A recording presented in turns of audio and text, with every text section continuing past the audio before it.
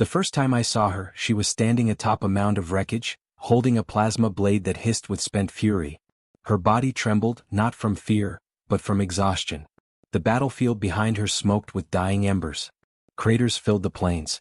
2 dead mechs crackled in silence. She was covered in blood, some of it hers, most of it not. And when she saw me, she dropped the blade. Then she knelt. Not because she was defeated. Not because I asked. But because of what she saw on the left side of my chest. The old earth insignia. Triangular. Faded. Edged in golden filament. A symbol she shouldn't have recognized. A symbol the galaxy had buried over 100 years ago. Before that moment, a mission doomed to fail. 2 days earlier, I'd landed on Caldera 4 under strict isolation orders. The system was marked Unrecoverable Conflict Zone, a polite way of saying don't bother. My mission wasn't military. It was observation. Retrieval if the opportunity allowed it. Some lost human tech, relics from the Exodus fleet, probably buried under ruins forgotten during the retreat. No one cared about Caldera anymore. The war between the Vokari and the Ascendancy had turned the planet into a never-ending grave. I was supposed to scan, ping satellites, grab what I could, and leave. But I made a mistake. I walked beyond the safe perimeter. And I saw her. A girl with war in her bones. She was younger than I expected, barely 20 by human reckoning. Her skin had the iridescent shimmer of the Via species, thin bioluminescent lines pulsing with emotion across her limbs. Her eyes? Bright silver. Unblinking. I had my translator implant active, but when she spoke, I didn't need it. Is it true? She whispered. I didn't answer. Her hand hovered near her heart, trembling. That symbol, on your chest, the 3-pointed star, the sunburst beneath it. She was staring at the insignia like it was holy. Where did you get it? She demanded. Born with it, I replied. And that's when she dropped to her knees. Why kneel before a human? The galaxy doesn't kneel to humans. Not anymore. Not since the Council cast Earth out, shattered our colonies, and wiped our culture from the records. We were labeled dangerous, unstable, primitive in our defiance. 100 years of silence followed. Our fleets vanished. Our cities became myths. Most of the galaxy believed we died off or disappeared into isolation. Some knew better, but they kept quiet. But her? She'd heard the stories. Of the race that once stood toe-to-toe with the ancients. Of warriors who fought with emotion, fire, and impossible creativity. Of the people who refused extinction, and made the stars blink when they returned. And she'd spent her life chasing those myths. So when she saw me, when she saw the real thing, she bowed like she'd found a god. The whisper networks of the Forsaken. Later that night, we hid beneath the remnants of a collapsed bridge. Her name was Nira, a medic-turned-resistance fighter from the Via subclade. Her world had been subjugated for 20 years by both sides of the Caldera War. She didn't believe in the Vokari Empire or the Ascendancy. But she believed in the old Earth. She showed me a data shard, smuggled and encrypted, containing fragments of human history. Unverified accounts. Glimpses of old Terran architecture. Tactical logs. A shaky recording of what looked like an Earth drop team shielding civilians with their own bodies during the fall of Narwin. Most of it was banned. Possession meant death in most council systems. She risked her life for stories. I thought you were gone, she said, touching the edges of the insignia as if it were fragile. We all did. I didn't know how to answer. Because the truth was, we were gone. Until now. The orders we never gave. I radioed back to command that night. My handler, a synthetic named Koss, came through the static. Local contact compromised? She knows who I am. Recognized the insignia. Pause. Eliminate. My finger hovered over the reply trigger. But I looked at Nira, curled up in sleep, one arm over her blade, her breathing shallow. She hadn't asked for help. She hadn't begged. She'd simply recognized something worth more than survival. She'd recognized hope. No, I transmitted. She stays. Acknowledged. Switching to discretionary ops. We'll monitor fallout. And just like that, command let her live. That meant they were watching too. Maybe Earth hadn't really disappeared. Maybe we were just waiting. She had a question I couldn't answer. The next day we trekked toward the ridge of black glass, an old satellite uplink tower half buried by lava flow and time. Nira believed her people had hidden wounded civilians there, beyond both factions' reach. As we climbed the ridge, she asked quietly, why did they hate you? Who? The galaxy. I paused, unsure how to explain. We told the truth, I said. What truth? That empires fall. That no one has the right to own a planet. That survival sometimes means breaking the rules. And that fear is no excuse for control. She thought for a long time. They hated you for being honest. Maybe. She smiled faintly. That's why I'll follow you. I turned to her. I'm not a leader. She shrugged. You don't need to be. She wasn't following me. She was following what I represented. A symbol rekindled. When we reached the tower, we found more than survivors. We found a vault. Old tech. Pre-exile gear. Weapons. Cryosuits. Uplink arrays. All marked with the faded triangle and sunburst of the Terran vanguard. Nira stared, tears in her eyes. Everything they tried to erase was still here. Still breathing. Still ours. She touched the vault's edge and began broadcasting. Not just a distress call, but a message. To anyone listening, this is Nira of the V-Array. I found them. The old ones. The fire they tried to smother. Earth is real. Humanity is back. And we are not alone anymore. It only took one spark. The signal reached more than we expected. Resistance cells in 6 systems picked it up. One Terran sleeper cell deep in Sector K broke silence and activated. A smuggler orbiting Yarden 5 changed course. And on a world where the human symbol was still a death sentence, someone painted it across a government tower at dawn, closing the first chapter. I didn't come to Caldera 4 to start a revolution. I came for scraps. 4 relics. 4 ghosts. But Nira? She saw something in the dust. She looked at the symbol on my chest and saw a path out of hell. And when she knelt, it wasn't to surrender. It was to rise. Transmission fallout. It didn't take long for the galaxy to notice.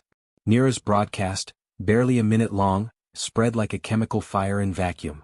We thought we'd reached a handful of rebel cells. In truth, we'd awakened something deeper. Memory. Old captains still in hiding. Smugglers who'd once run Terran guns. Pilots who remembered how the stars looked before Earth was cut out of the maps. They heard her words. They heard the truth in her voice. And across 12 systems, encrypted beacons blinked to life. Ancient insignias were painted on shattered satellites. Unregistered ships began rerouting toward the Caldera system. And back on Earth? Command said nothing. But I could feel them watching. The bounty notice. Less than 30 hours after the broadcast, bounty hunters hit the surface. Not Volcari. Not Ascendancy. Freelancers. Kill contracts posted on Shadownets, paid in council-grade crypto. The target wasn't me. It was her. Nira. The message was clear. Silence the voice and the galaxy forgets. They'll kill me? She asked, eyes steady but uncertain. They'll try. We stayed ahead at first. 3 steps between terrain, 2 through the trees. The uplink tower had been scrubbed, its contents moved. But the scent was in the air. The symbol was loose again. And someone was afraid of it. Battle in the storm ruins. They came during the second planetary storm. 3 hunters, Carrick species, ex-council enforcers turned mercenary. Stealth cloaks, ion knives, neural disruptors. Designed for silence. They underestimated Nira. She struck before I did, blade drawn, breath low. Her strike severed the optic relay of the first, then pivoted beneath a stun burst. I took the second from a ridge with a sonic bow, human weapon, ancient, still precise.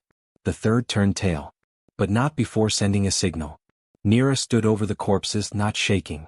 Not panicked. Just angry. They don't want me to speak, she said. Then you have to keep talking. Echoes in the silence. We kept moving. And every night, in quiet caves and broken habitats, Nira recorded another message. Not war calls. Not rebellion. Stories. Of what she'd seen. What the old world meant. What it could be again. Her voice wasn't loud.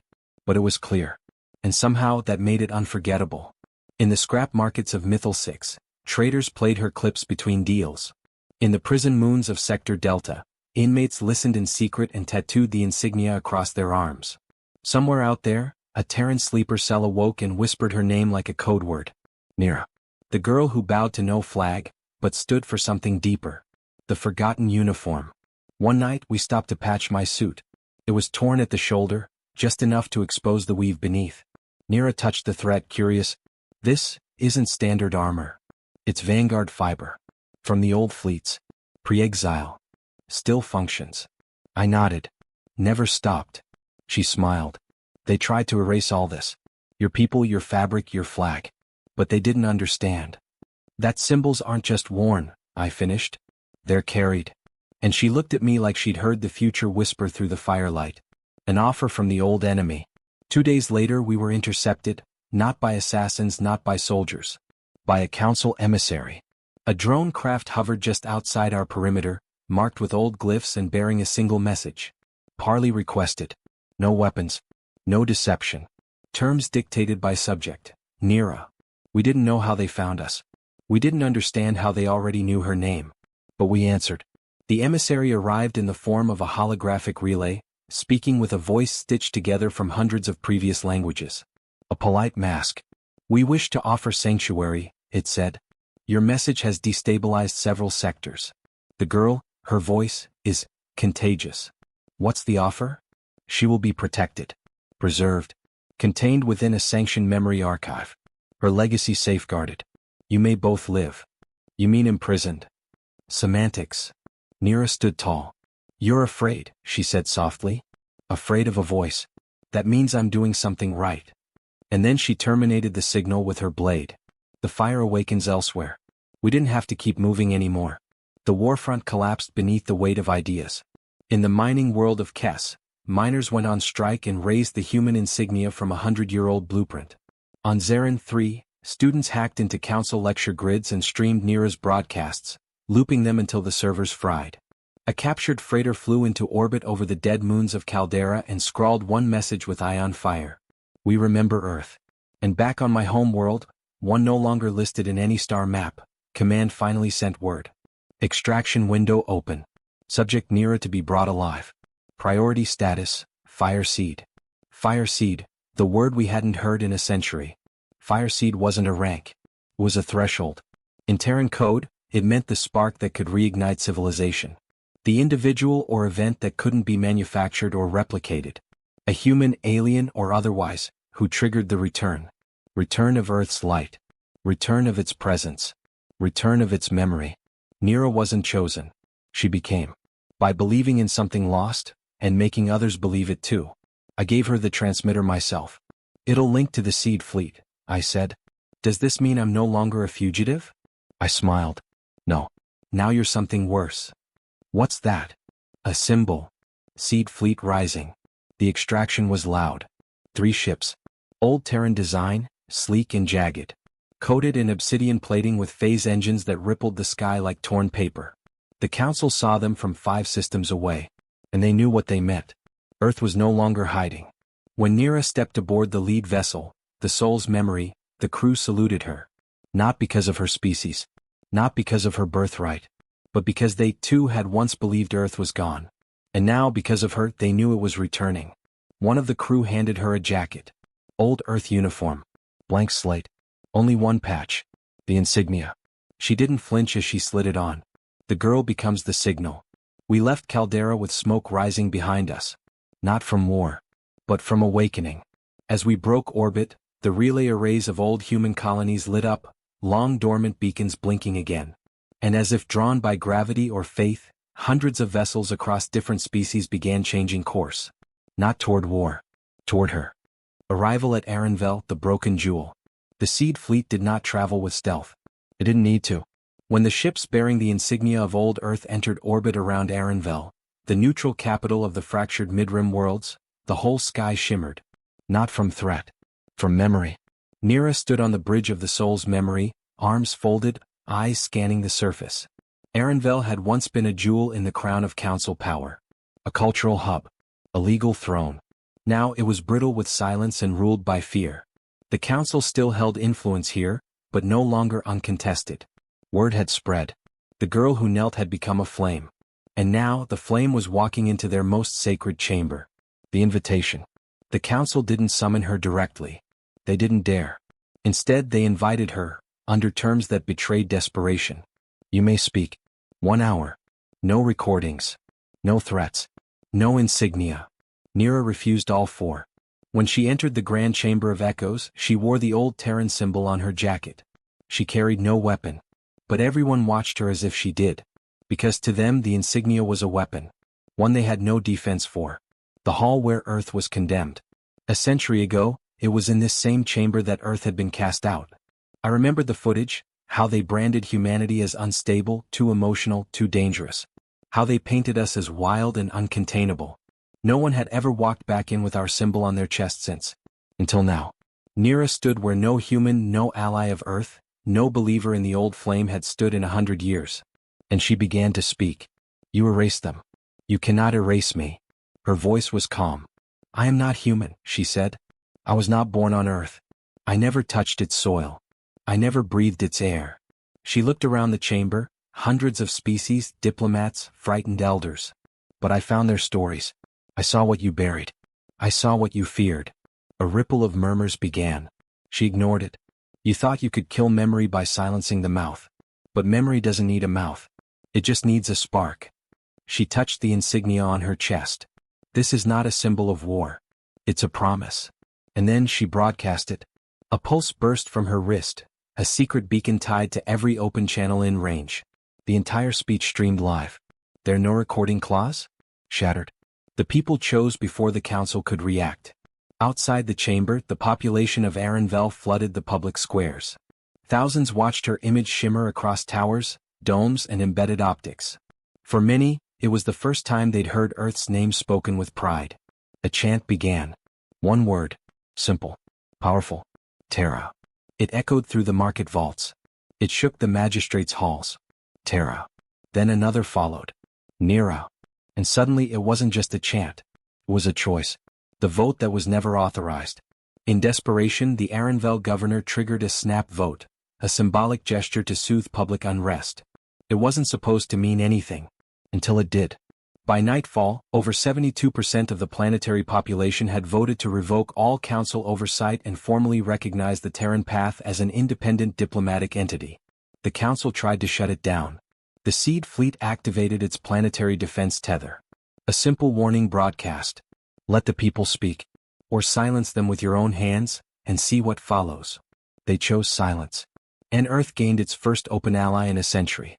They came for her the same night. We should have seen it coming. Nira had become too loud, too bright.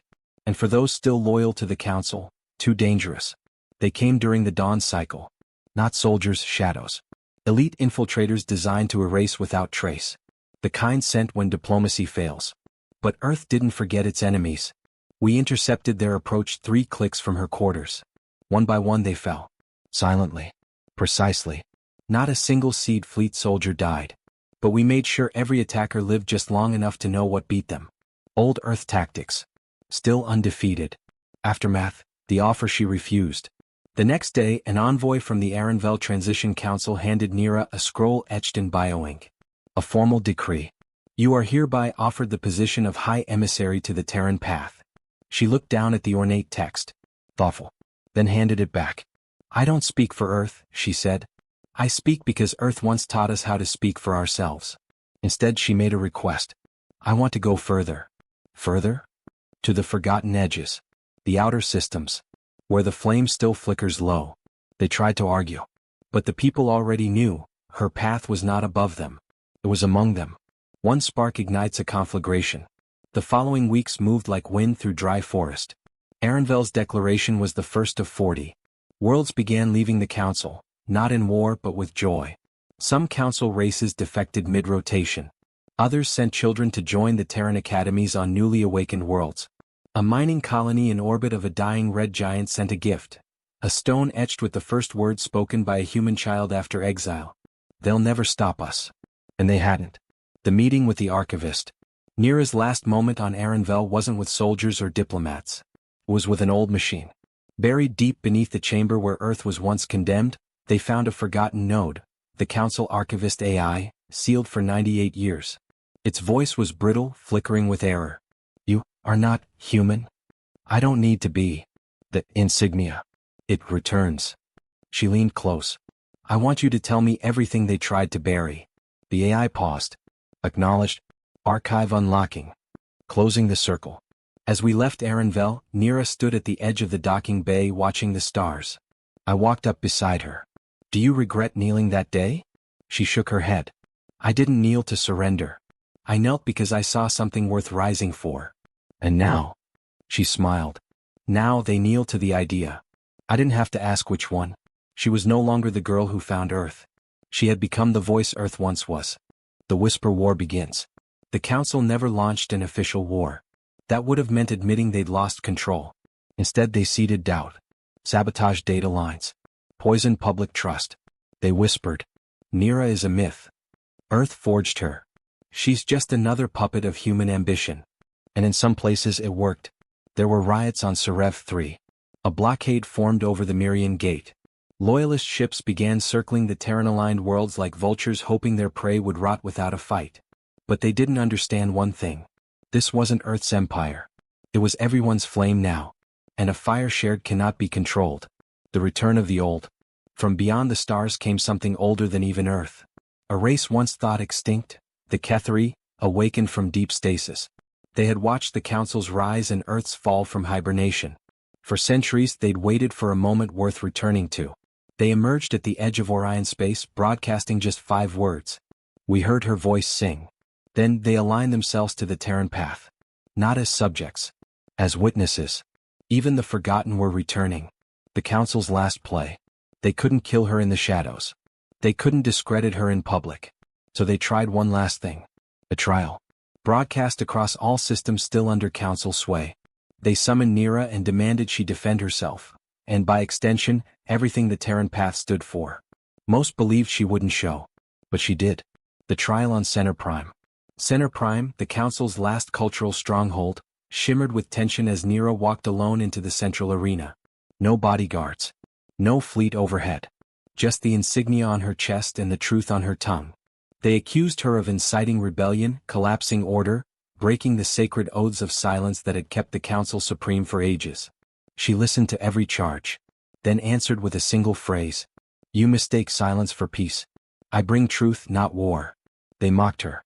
So she opened the archive. What? Everything they tried to bury. The Terran exile. The betrayal. The suppression of species that challenged Council order. Evidence, confessions, sealed communications. The broadcast couldn't be stopped. The chamber erupted.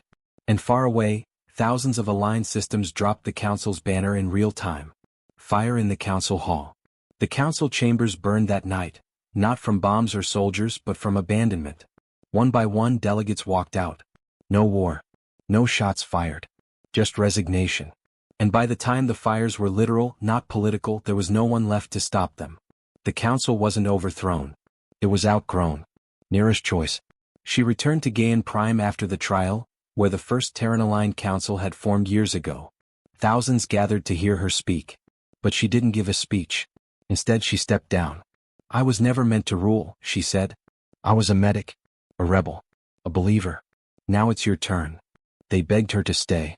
She didn't. Instead, she left aboard a deep-range starship with no destination, just coordinates marked as unknown. She left behind a message. Don't wait for fire to save you. Be the match. What came after? They say the Terran path became something else entirely. Not a nation. Not an empire. But a movement, one that crossed species, planets, even time itself. New colonies formed under shared flags. Education became universal. Power structures melted into coalitions. Children across alien worlds learned the word Terra before they ever spoke of the stars. And her image, Nira, in silhouette against the flame, became the symbol of what was possible. Not because she was perfect, but because she proved you didn't have to be human to carry humanity. I still wear the uniform. I'm old now. The insignia on my chest is faded. My bones ache. I no longer fight.